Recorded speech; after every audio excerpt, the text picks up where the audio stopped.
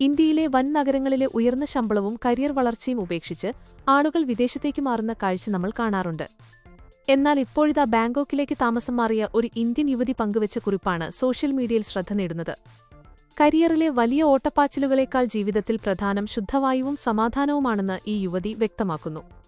ഇന്ത്യയിലെ പ്രമുഖ മെട്രോ നഗരങ്ങളിൽ ജോലി ചെയ്തിരുന്ന സമയത്ത് കടുത്ത ജോലിഭാരവും മലിനീകരണവും കാരണം തന്റെ ആരോഗ്യം മോശമാകുന്നത് യുവതി തിരിച്ചറിഞ്ഞു. ദിവസവും മണിക്കൂറുകളോളം ട്രാഫിക്കിൽ കിടക്കേണ്ടിവരുന്ന അവസ്ഥയും വ്യക്തിജീവിതത്തിന് സമയം കണ്ടെത്താൻ കഴിയാത്തതുമാണ് ഇന്ത്യ വിടാൻ ഇവരെ പ്രേരിപ്പിച്ചത്.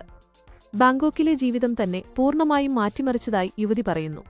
അവിടുത്തെ മെച്ചപ്പെട്ട വായുനിലവാരവും ശാന്തമായ പരിസ്ഥിതിയും മാനസിക സമ്മർദ്ദം കുറയ്ക്കാൻ സഹായിക്കുന്നുണ്ട്.